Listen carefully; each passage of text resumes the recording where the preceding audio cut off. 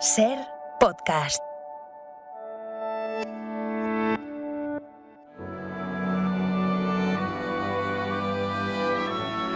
Aquí comienza Sucedió una noche colección, una antología del programa de la SER dedicado al cine clásico. I wanna hide from the sun, I wanna live in the dark, I wanna go to the movies.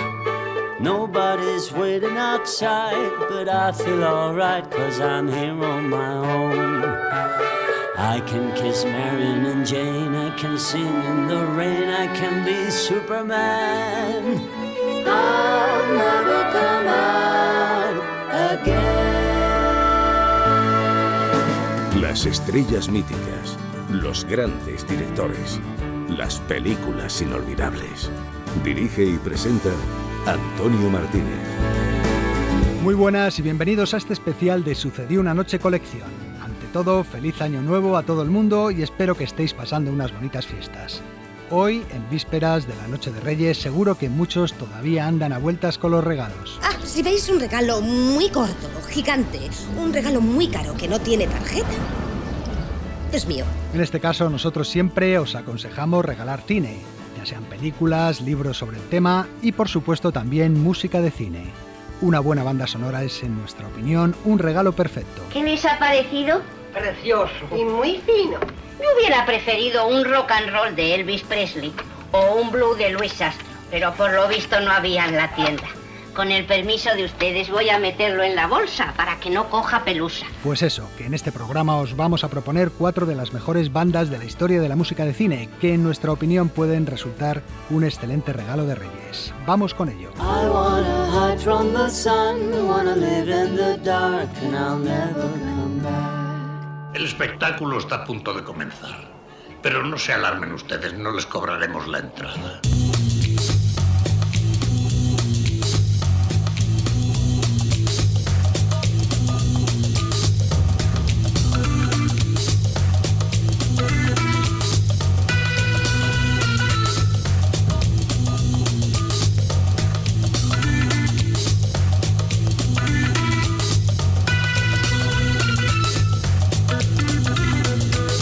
Y vamos a empezar precisamente con la que muchos, incluido el American Film Institute, escogen como la mejor banda sonora de la historia, la de la Guerra de las Galaxias de John Williams, la primera película que se estrenó de la saga, el hoy conocido como Episodio 4.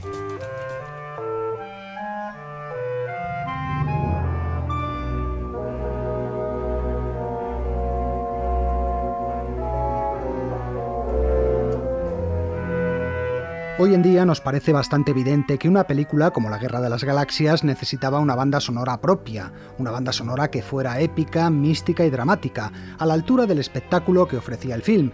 Pero en origen, George Lucas había pensado utilizar música clásica tal y como hizo Kubrick en 2001, Una Odisea en el espacio. Fue su amigo Steven Spielberg el que le convenció para que cambiara de idea y contara con los servicios de John Williams, el músico que ya había ganado un Oscar con él gracias a Tiburón. John Williams. Steven me recomendó que viera a George y fui a conocerle a los estudios Universal. Me encontré con un hombre muy joven, muy entusiasta y enseguida me sentí feliz de trabajar con él en lo que yo creía que iba a ser un simple divertimento de naves espaciales, sin imaginar ni de lejos que aquella película cambiaría mi vida y tendría un impacto popular como el que acabó teniendo. Desde el principio, Williams tuvo claro que debía tratarse de una banda sonora sinfónica. George Lucas. John entendió el género del que hablaba la película y apostó por el sinfonismo, algo no muy bien considerado en los años 70. Había por entonces una actitud reticente hacia las obras sinfónicas clásicas. Además, había una gran cantidad de música en la película. Las bandas sonoras sinfónicas habían caído en desuso por entonces, en favor de otras que utilizaban el jazz, el pop y las canciones. Williams quiso volver al viejo estilo de los compositores de los años 30 y 40 como Max Steiner, Alfred Newman o Eric Korgol, en uno de cuyos temas, precisamente el de la película Abismo de Pasión, se inspira el tema principal de La Guerra de las Galaxias. Escuchadlo.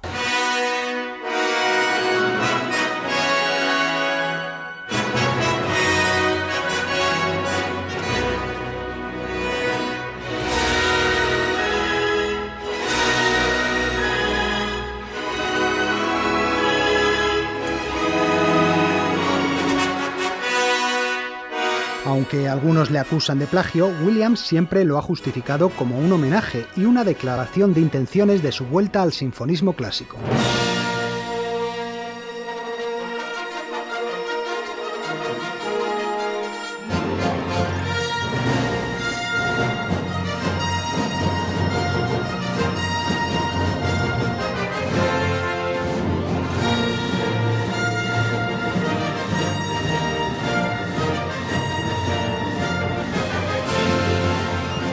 El tema principal que creó John Williams, dinámico y lleno de fuerza, se ha convertido en uno de los más representativos de la historia de la música de cine. La melodía, en otras versiones, acompaña al héroe Luke Skywalker y se convierte en su leitmotiv. Luke, dile a tu tío que si consigue un traductor se asegure de que hable bocchi. No creo que haya muchos para elegir, pero se lo diré. Leitmotiv, sí, porque John Williams recuperó también el uso que en el pasado se hacía de estos, melodías que identifican a personajes o situaciones. Recuerdo a George hablando de que lo que íbamos a ver en la película representaba mundos que no habíamos visto, pero que la música debía aportar cierta referencia efectiva. Así oímos una melodía romántica para la princesa Leia, oímos música belicosa para las escenas de combates o una música grandilocuente para Darth Vader. Uno de estos leitmotivs es el tema de la princesa Leia. Su delicadeza y romanticismo le convierte en el tema de amor de la película. ¿Qué opinas de ella, Han? Trato de no opinar. Bien. Aunque es todo un carácter. No sé, ¿a ti qué te parece? ¿Crees que una princesa y un tipo como yo...? No.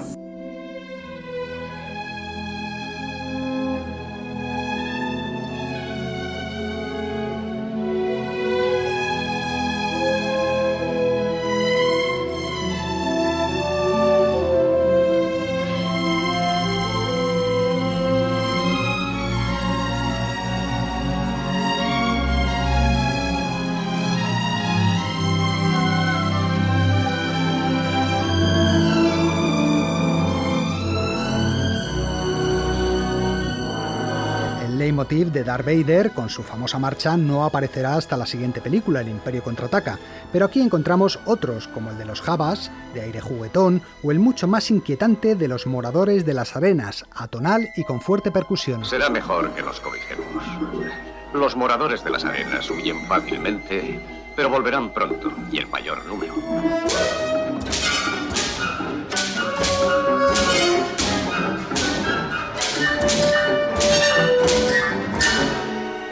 También tiene su motivo el movimiento rebelde. ¡A vuestras naves!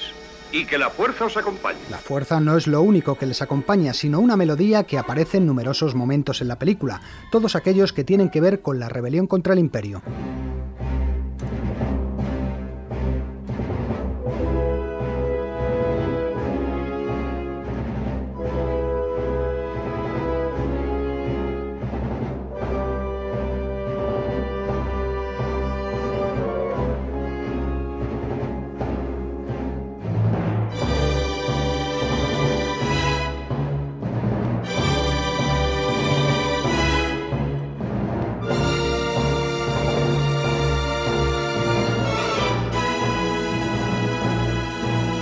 Pero posiblemente el tema más destacado y el que muchos eligen como su favorito de todo el disco es el llamado leitmotiv de la fuerza. ¿La fuerza?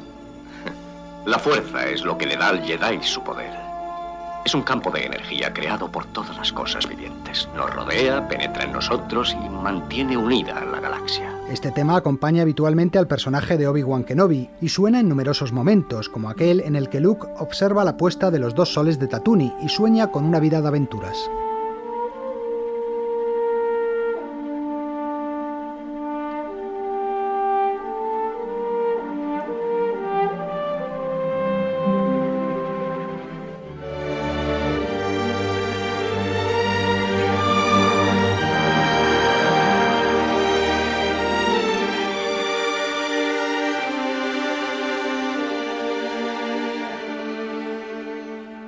La música está presente a lo largo de toda la película.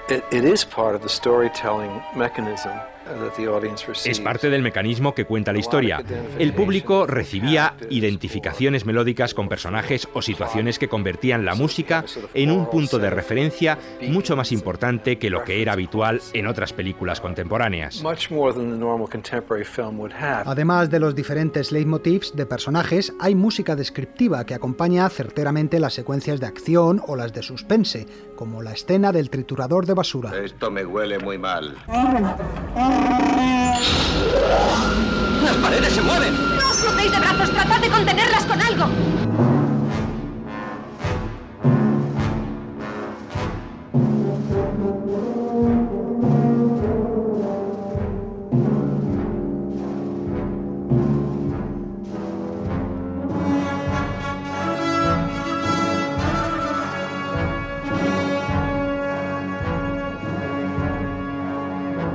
También hay música diegética, como el conocido tema de la cantina con aires de swing que interpreta una orquesta en la Taberna Galáctica, llena de seres de diferentes planetas.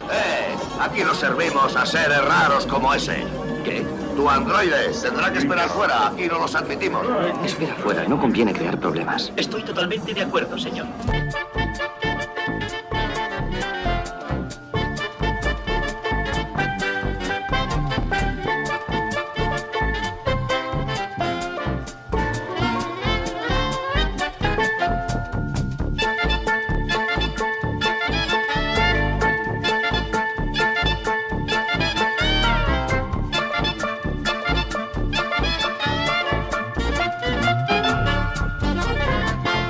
La grabación del disco se hizo en Inglaterra, ya que Williams quiso utilizar una gran orquesta como la Orquesta Sinfónica de Londres. Oír a Johnny dirigir la música por primera vez fue una emoción indescriptible. La banda sonora tuvo un éxito inmediato e hizo que John Williams ganara con ella su tercer Oscar. Se vendieron millones de copias y Williams, en señal de agradecimiento, le regaló a Lucas el 5% de los royalties.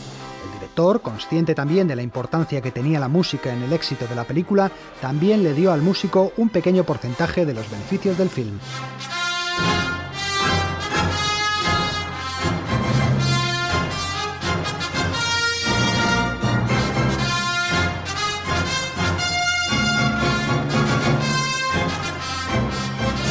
Si la Guerra de las Galaxias revolucionó la forma de entender el cine a partir de su estreno, su banda sonora también se convirtió en punto de referencia para la evolución posterior de la música de cine.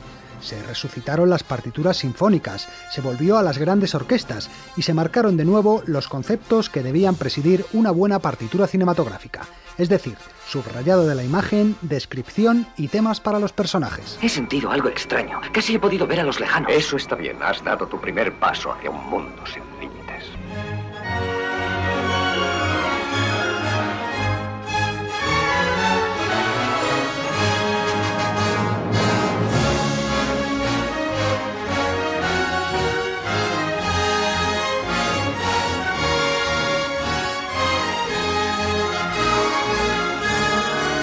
Sucedió una noche. El cine clásico en la SER.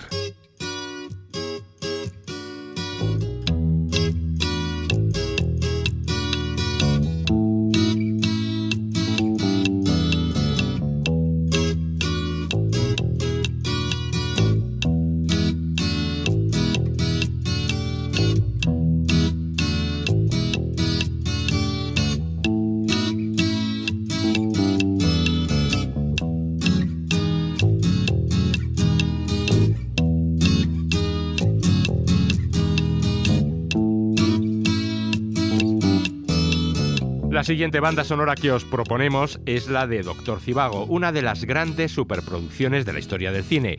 La dirigió en 1965 David Lean, con Julie Christie, Omar Sharif, Geraldine Chaplin y Rod Steiger en los papeles principales. Seguro que la habéis visto casi todos y seguro también que su música, compuesta por Maurice Jarre, os suena bastante.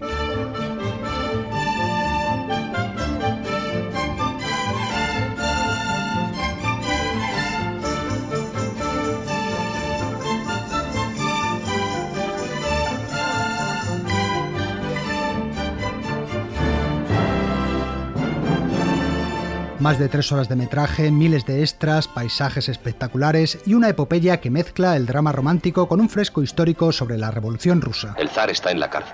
Ha estallado la guerra civil. Bien. ¿La guerra civil bien? No es que esté bien, camarada, es que era inevitable. Por fin. Lenin en Moscú. Ese Lenin va a ser el nuevo zar entonces. Escucha, abuelito, no más zares, no más amos, solo obreros en un estado obrero. ¿Qué te parece eso? Después del éxito que había conseguido 3 años antes con Lawrence de Arabia, la Metro dio carta blanca al director David Lean para que hiciera lo que quisiera con la película. Lean decidió entonces que se rodaría en España, en localizaciones de Madrid, Soria y Granada, y contrató a un equipo a su gusto, que con su trabajo contribuyó notablemente al resultado final. El gran Freddie Young como director de fotografía, John Box al frente de la dirección artística y en la banda sonora el compositor que el propio David Lean había lanzado a la fama con la música de Lawrence de Arabia, el francés Maurice Jarre.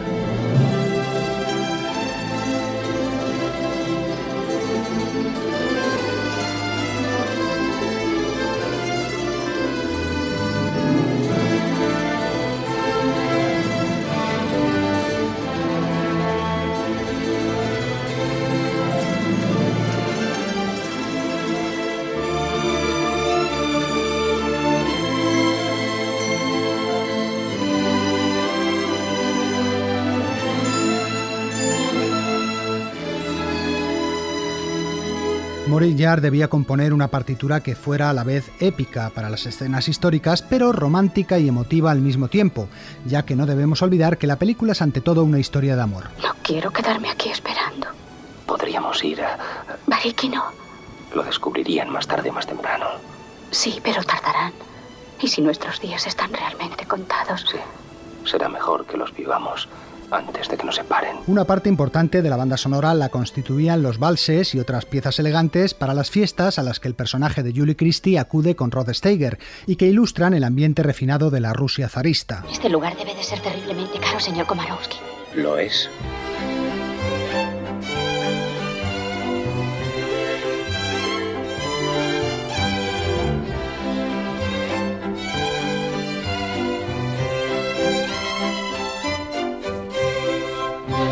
También hay momentos intimistas. Pero Boris, esto es genial.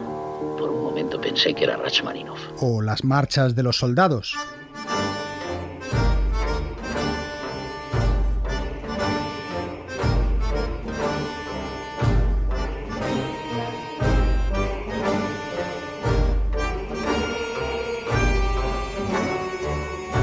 Y no olvidemos un elemento clave en la película, la música de la balalaika. Mamá sabía tocar la balalaika. Escucha, Yuri, tu madre era una artista. Sabía hacer sonar este pobre instrumento como si fueran 2 guitarras. Tu madre tenía un don. Parece que Yuri tenga uno también. ¿Te gustaría aprender?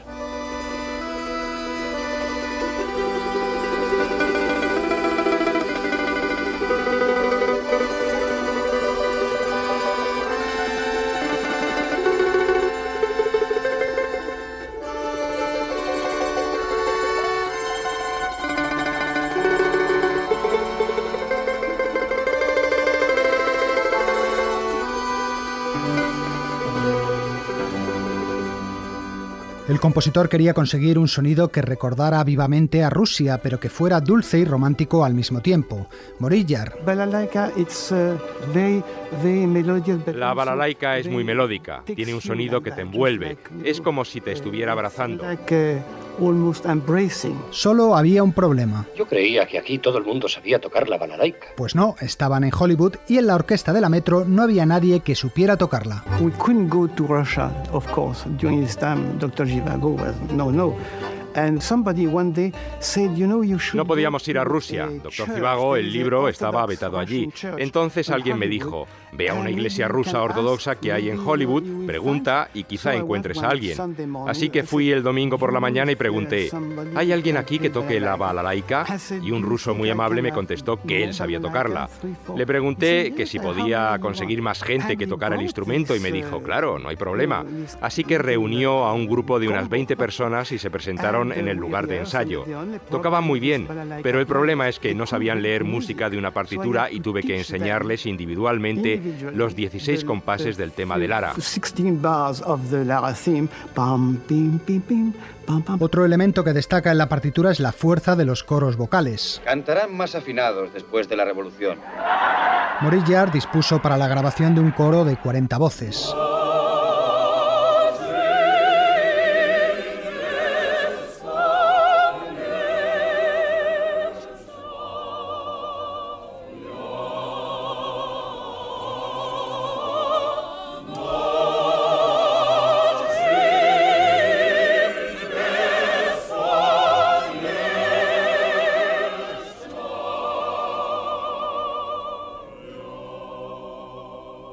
Pero hay en concreto una pieza coral que estuvo a punto de causar graves problemas en el rodaje. Lo recordaba una de las protagonistas, Geraldine Chaplin. We were shooting at night. These thousands of extras had to sing the Internacional, which is the Marxist hymn.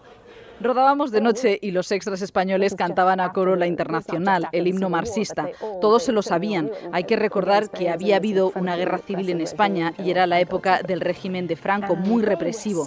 Quizá por eso los extras cantaban con gusto mientras marchaban en la escena y todos se sabían la letra. Entonces llegó la policía con sus armas desenfundadas. Pensaban que algo estaba pasando allí. El ayudante del director les explicó: no, es una película sobre Rusia, tenemos permiso. Pese a todo, la policía se quedó por allí anotando los nombres de aquellos que se sabían la letra. Dígame su nombre. Tenemos permiso del jefe de policía. ¿Sí? Pues reclámelo en la comisaría. ¿Cuándo? Ahora. Es mi hermano. Pues antes de que se meta en un lío, será mejor que se lo lleve usted a su casa. Era el año 1965 y aquel debía ser el único lugar en España donde docenas de personas podían cantar a coro la Internacional. Me contaron que los vecinos de Canillejas, el barrio de Madrid donde rodábamos, se despertaron en mitad de la noche y escucharon la Internacional. Era un barrio obrero y muchos empezaron a descorchar botellas y a celebrarlo porque pensaban que Franco había muerto.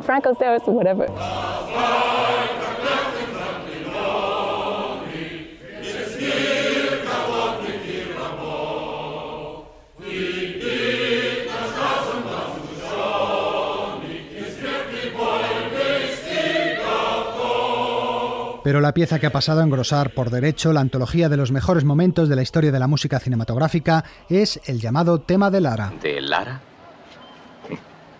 De Lara, sí. Una melodía desbordante de romanticismo.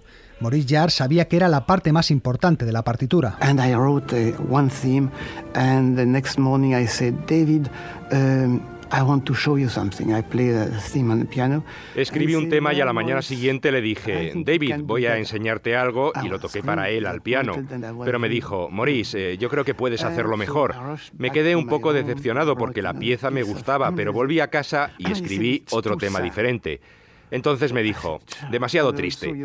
Otra vez vuelta a empezar y mientras tanto el tiempo iba pasando. El tercer tema que escribí le pareció demasiado rápido. Yo no sabía qué hacer. Estaba deprimido y desesperado por encontrar la melodía adecuada. Y entonces me dijo: olvídate de Dr. Zivago, olvídate de Rusia, vete con tu novia a la montaña y allí piensa un tema de amor para ella. Y eso es lo que hice. Me fui a la montaña con mi novia, pasamos el fin de semana juntos y el lunes escribí de un tirón el tema de Lara. David la escuchó y dijo: es esta.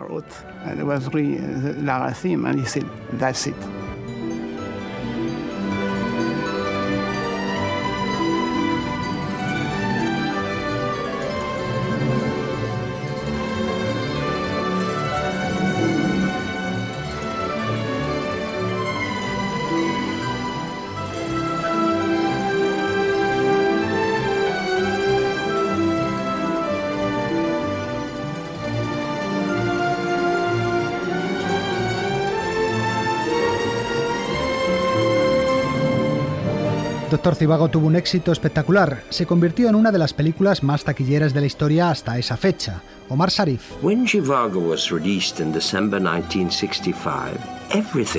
Cuando Dr. Zivago se estrenó en diciembre de 1965, cautivó al público por completo, desde el vestuario hasta la música. Me acuerdo de que la imagen de Zivago se puso de moda. ¿Y cuántas niñas nacidas a finales de los 60 acabaron llamándose Lara? El bigote volvió a ponerse de moda y el tema de Lara, de Maurice Jarre, fue un éxito mundial que todos tarareaban. Maurice Jarre ganó su segundo Oscar por la partitura de Dr. Zhivago. El tercero de su carrera lo ganaría años después con Pasaje a la India, otra película de David Lean. Dr. Zhivago tiene el récord de ser la película más veces reestrenada de la historia del cine, y su banda sonora continúa siendo también uno de los clásicos de cine más vendidos de todos los tiempos. Me encanta. Antes la gente solía pararme por la calle para decirme: oh, Geraldine Chaplin, la de Dr. Zhivago, mi película favorita. Ahora me dicen: oh, Dr. Zhivago, tú estabas en ella, la película favorita de mi madre.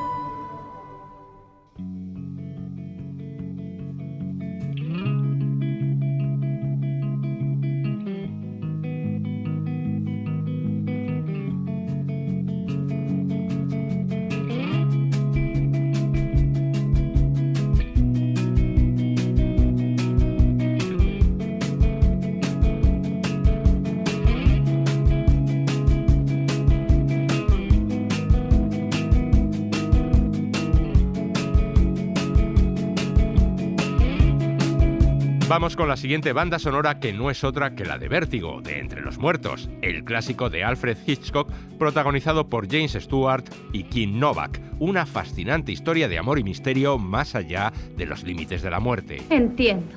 Le recuerdo a una persona a la que amaba usted locamente, pero ella le dejó y usted le ha sido siempre fiel. Me ha visto a mí y ha reaccionado. Es algo muy parecido. Votada casi siempre en los primeros puestos de las listas de las mejores películas de la historia, su banda sonora, compuesta por Bernard Herrmann, es también una auténtica obra maestra.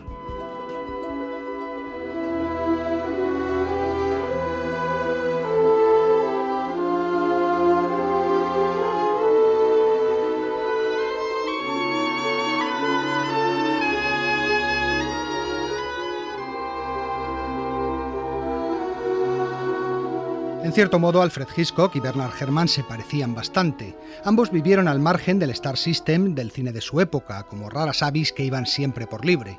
Eran también los dos genios con mucho genio, Hitchcock con su afán controlador, Herrmann manteniendo constantes discusiones con los directores, productores y músicos. Ninguno de los dos soportaba que le llevaran la contraria, ni que quisieran inmiscuirse en su trabajo. Estoy intentando trabajar. Perdona, Bernie, hablaremos fuera. Suena muy bien. Curiosamente, entre ellos congeniaron bien. Quizá porque, como explicaba Bernard Herrmann, los dos sabían perfectamente cuáles eran sus respectivas parcelas de trabajo y se respetaban mutuamente. Hitchcock era un hombre extremadamente organizado a la hora de hacer películas. Para él, todo el rodaje era muy aburrido, porque en su cabeza ya tenía terminada la película. Por ejemplo, nunca daba instrucciones a un actor de cómo entrar y salir de una habitación. Le parecía bien cómo lo hiciera, siempre que fuera con convicción. Por eso, componer para él era un gran reto. Te decía: te he dejado la cinta número 3. De las 7 películas en las que trabajaron juntos, Vértigo es sin lugar a dudas la cima de su colaboración.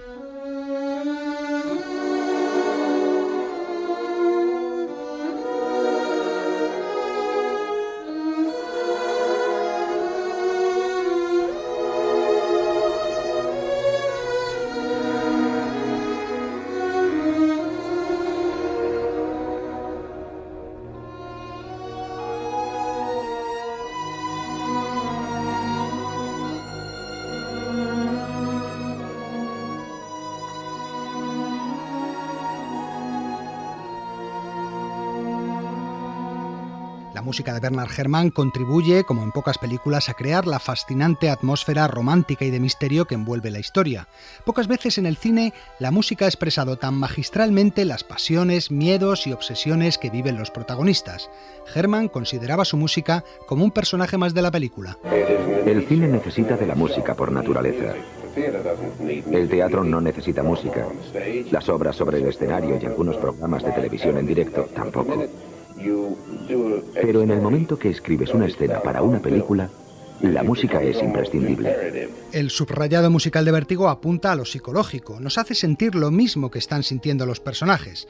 Por ejemplo, cuando James Stewart siente el vértigo y el suelo se aleja cada vez más de sus ojos, nosotros percibimos la sensación a través de los violines de Herrmann.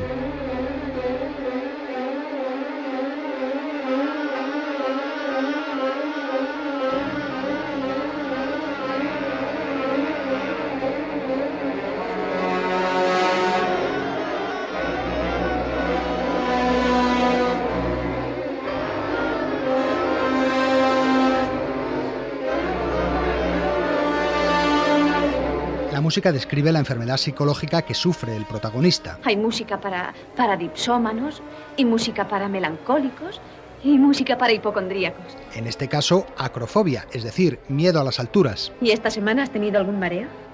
No, pero lo estoy teniendo ahora. Es por esta música. ¿No crees que es demasiado? Oh. Música que nos traslada el vértigo ya desde los mismos títulos de crédito, acompañando las imágenes giratorias creadas por Saul Bass.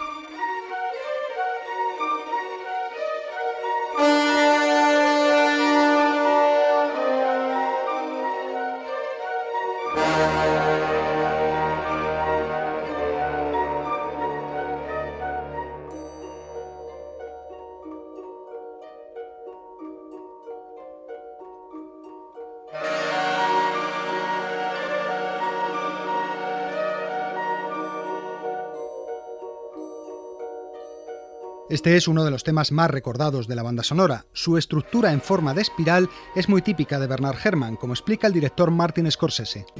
Su música es como una espiral. Una espiral que va cada vez más hacia el fondo. Me recuerda un poco a Wagner de Tristán y Isolda.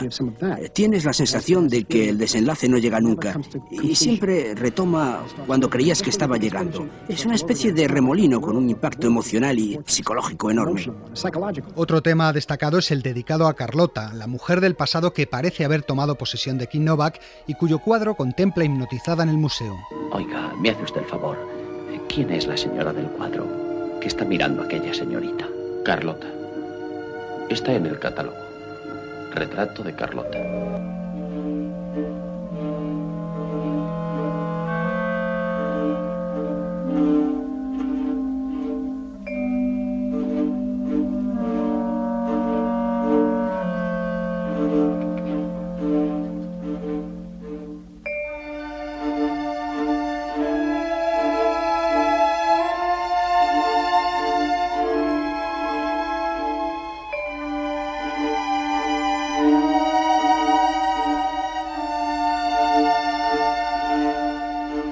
Herrmann utiliza un ritmo de habanera que remite al origen hispano del personaje, pero hay mucho más. La maestría para transmitir la tensión y el misterio queda patente en varios temas. He de encontrar la clave de esto, de hallar el principio y darle forma. Para explicarlo todo.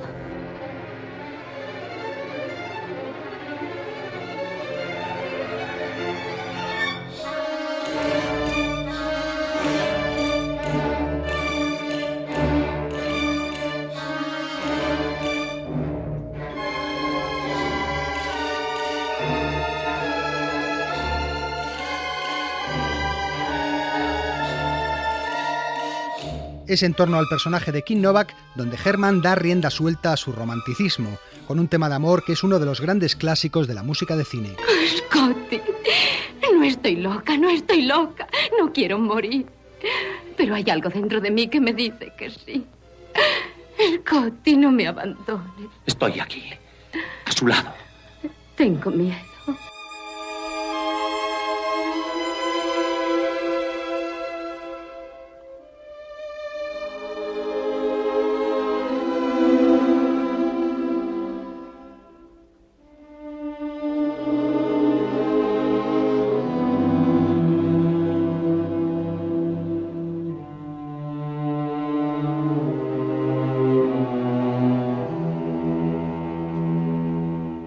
tema de amor suena varias veces a lo largo de la película, pero hay una escena en concreto en la que brilla de manera especial. ¿Quieres que me vista como ella? Judy, quiero que estés guapa. Sé muy bien cuál es la ropa que te sienta bien. En la parte final, cuando James Stewart ha conseguido por fin transformar a Kim Novak a su gusto, peinándola y vistiéndola como la mujer que creyó perder en la torre, esta sale del baño como una Madeleine renacida y los dos protagonistas se funden en un apasionado beso que Hitchcock filma en un plano circular. El protagonista siente que al fin ha recuperado a su amada y se ha redimido de su pasado.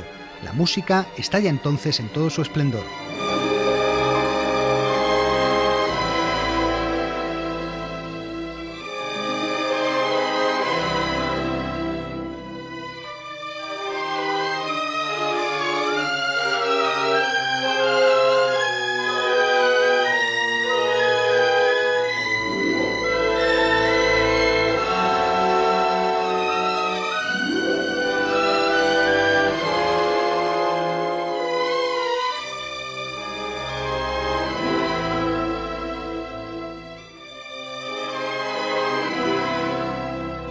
Este tema causó cierta polémica por su utilización en la película The Artist, donde fue adaptado precisamente la escena en la que el protagonista está a punto de suicidarse, utilizando esa conexión psicológica con el film de Hitchcock. ¿Crees que te amo? Sí. Entonces, si me pierdes, sabrás que te amaba y quería seguir amándote. No, no te perderé. Deja que vaya a la iglesia, sola. ¿Por qué? El director de The Artist, Michel Hazanavicius, explicó que se trataba tan solo de un homenaje a uno de los clásicos del cine que más admiraba. Y es que Vértigo, tanto la película como su banda sonora, forman parte indiscutible de lo mejor que ha dado el séptimo arte.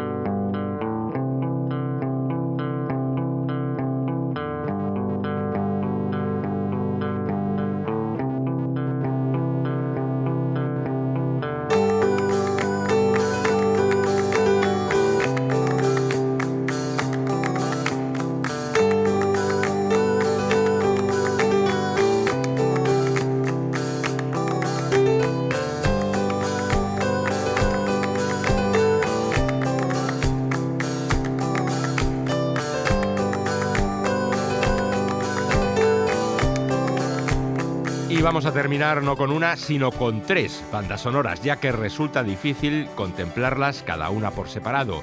Son las bandas sonoras de la llamada trilogía del dólar.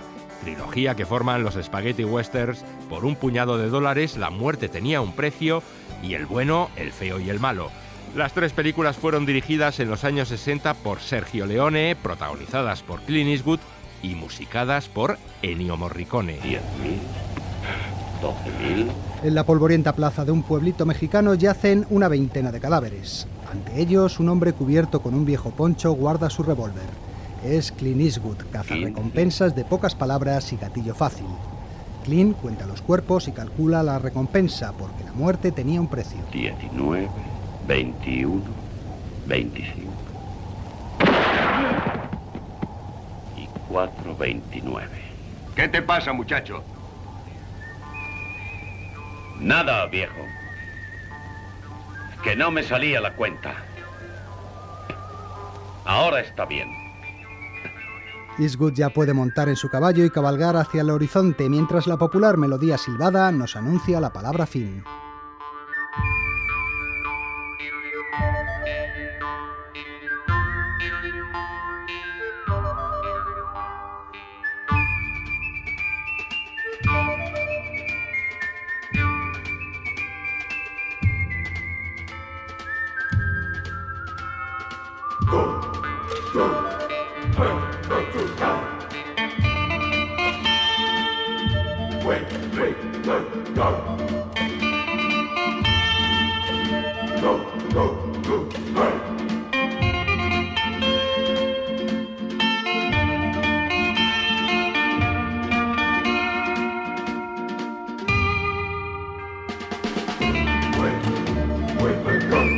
Si Clint Eastwood y el director Sergio Leone fueron los grandes artífices de la época dorada del spaghetti western, no menos importante fue Ennio Morricone, el hombre que le dio su sonido característico.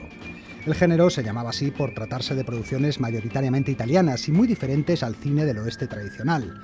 Aquí no cabían John Wayne ni los otros héroes del western hollywoodiense.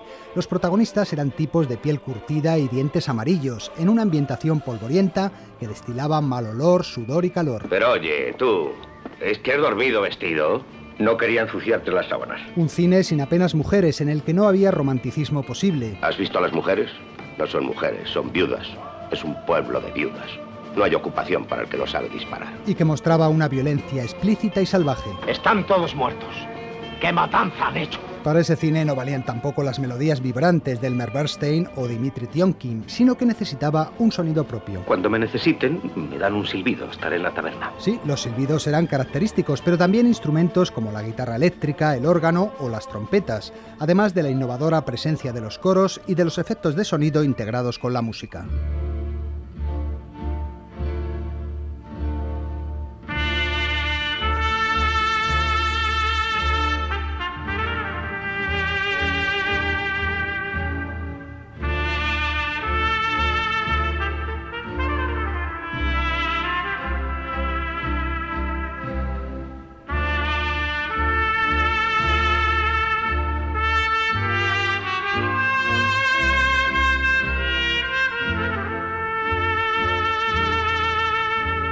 Si bien Morricone ya había compuesto un par de bandas sonoras y era conocido como arreglista de canciones, fue su asociación con su antiguo compañero de colegio Sergio Leone lo que le convirtió en un músico estrella a nivel mundial. ¿Es una proposición?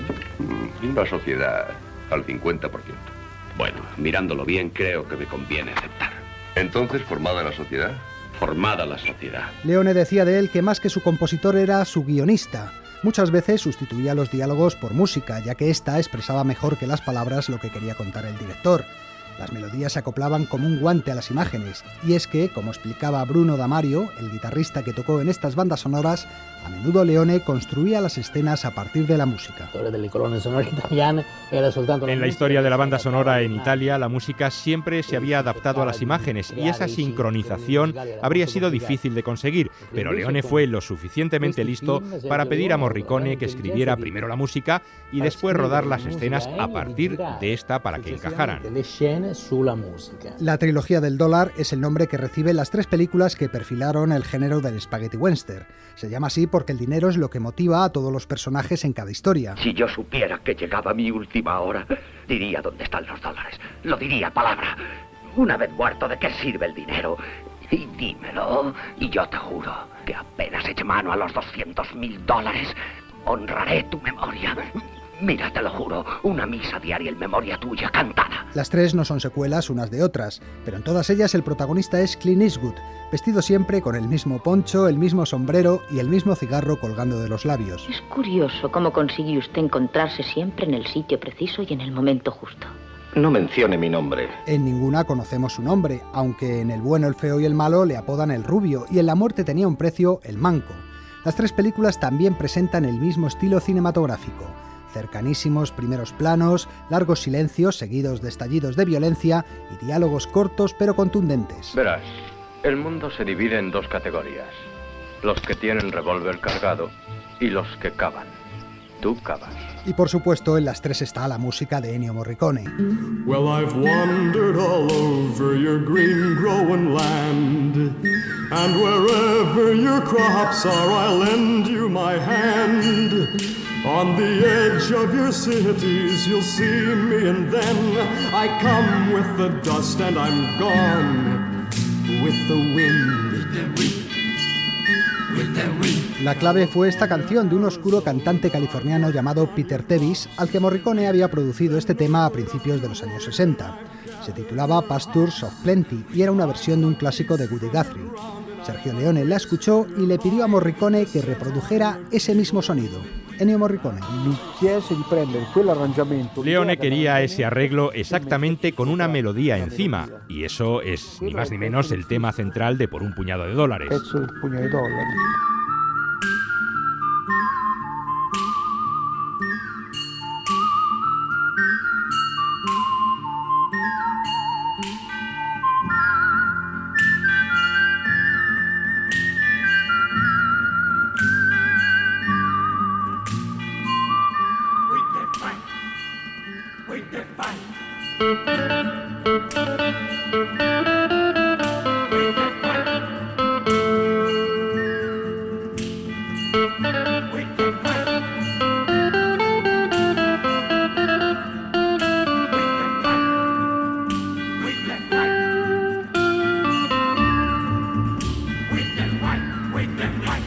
Por un puñado de dólares es la más floja de la trilogía, pero hay que tener en cuenta que se rodó con un presupuesto muy reducido. Se trata de una versión libre de Yojimbo, de Akira Kurosawa, y en ella Clint Eastwood interpreta a un pistolero que saca provecho de la rivalidad entre dos familias. Los rojos son 3 hermanos y venden alcohol, mientras que los Baxter venden armas. Los Baxter a un lado, los Rojo al otro, y yo en medio. Tenía razón el campanero. Hay con qué enriquecerse en este lugar. El éxito inesperado de la película permitió que al año siguiente el mismo equipo rodara un nuevo film con un presupuesto mayor, lo que se traduce en una mejor puesta en escena. A los anteriores protagonistas, Eastwood y Jean-Marie Volonté, se une ahora Lee Van Cleef, en la piel de un cazarrecompensas que compite con Clint por capturar a un forajido. Atrapo al indio, cobro los $10.000, me compro un buen rancho y me retiro. Bueno, no quisiera empezar la discusión de nuevo, pero creo que olvidas un pequeño detalle. ¿Cuál? Que yo también voy tras el indio. En la banda sonora, además del tema que escuchábamos al principio de este reportaje, destaca también la llamada melodía del reloj, la que el bandido Jean-Marie Volonté hace sonar antes de los duelos mediante un pequeño reloj musical para marcar con su final el comienzo de los disparos. Veremos si de frente sabes disparar mejor que por la espalda. Levántale. Cuando acabe la música, dispara. Si eres capaz.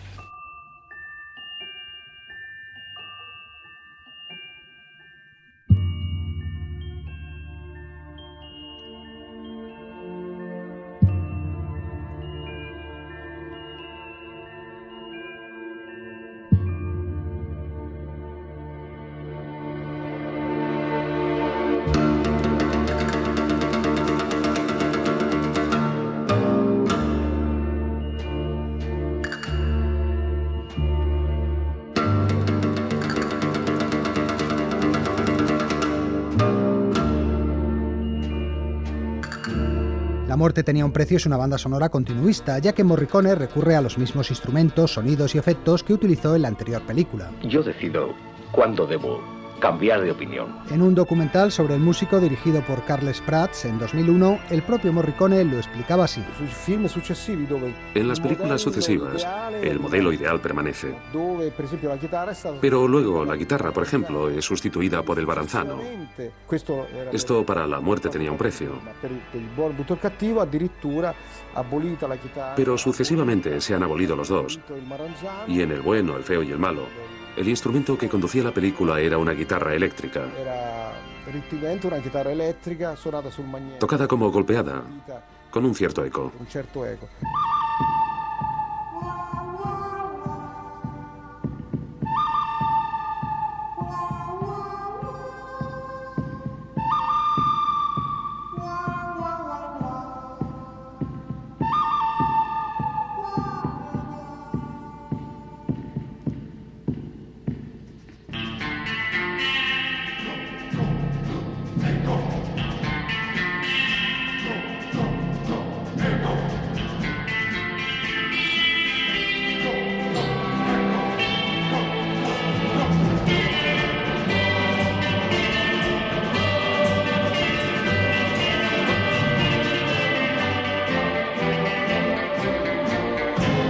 Con el telón de fondo de la Guerra de Secesión Americana, El bueno, el feo y el malo cuenta la historia de 3 pistoleros que buscan un tesoro sin importarles quién caiga en el camino. Rubio, los dólares están en la otra orilla del río, pero mientras estén allí los confederados no hay nada que hacer. ¿Y si por casualidad se atreviera alguien a volar el puente? Sí, entonces irían a matarse a otra parte. A Eastwood y Van Cleef se suma ahora Eli Wallace en el papel del bandido mexicano Tuco. Oye, Tuco, ¿te gusta la música? ¿La música? Pues claro que me gusta, ayuda a hacer la digestión. La banda sonora tiene un tono más melancólico y menos seco que las anteriores y recurre más al uso de las voces humanas. No quisiera estar en el pellejo de tu amigo. Cuanto más alto cantan, más fuerte pega guanas. Además del tema principal, destaca sobre todo la pieza titulada El éxtasis del oro, que se iba a convertir en uno de los grandes clásicos de Morricone, el tema que, por ejemplo, el grupo Metallica utiliza siempre para abrir sus conciertos.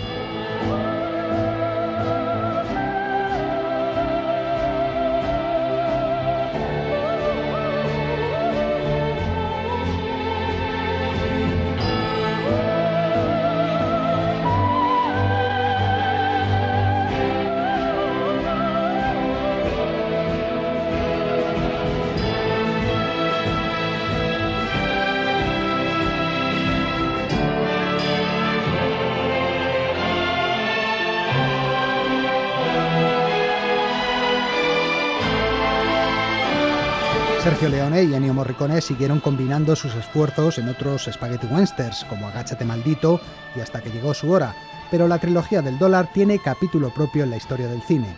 Cuando en 2007 Ennio Morricone recibió el Oscar honorífico por toda su carrera, el que se lo entregó, muerto Leone, no podía ser otro que Clint Eastwood. Efectivamente, yo he fatto qualche film. Efectivamente, yo había hecho alguna banda sonora antes de Por un puñado de dólares y él había trabajado en la televisión americana, pero el éxito nos llegó a la vez. Es lo que le he dicho antes a Clint, que los dos nacimos al mismo tiempo y ahora él se ha convertido en un gran director. E che lui però era diventato anche un grande regista. Leone, Eastwood y Morricone, un trío que ya es leyenda, como su famosa trilogía del dólar.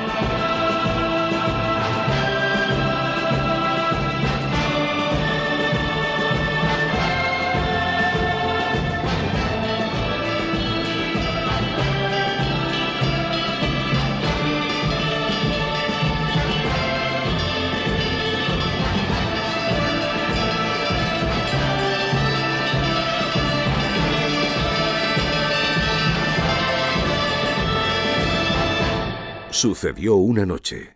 El cine clásico en la SER.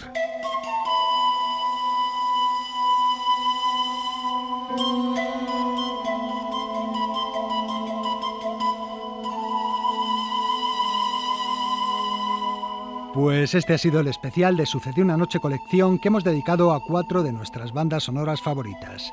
Y ya que estamos con Ennio Morricone, nos vamos a despedir también con él, con otra de sus obras que más nos gustan.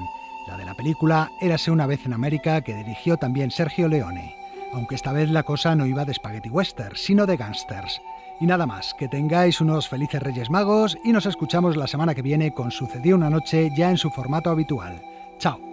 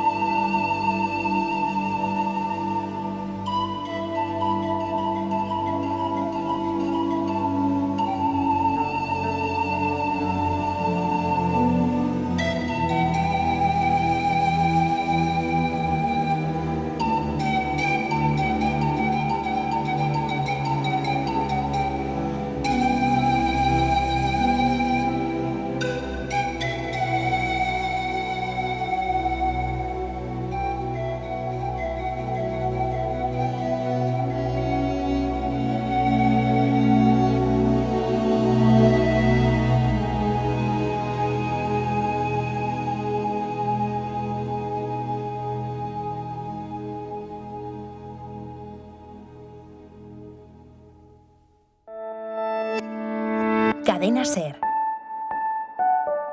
La radio.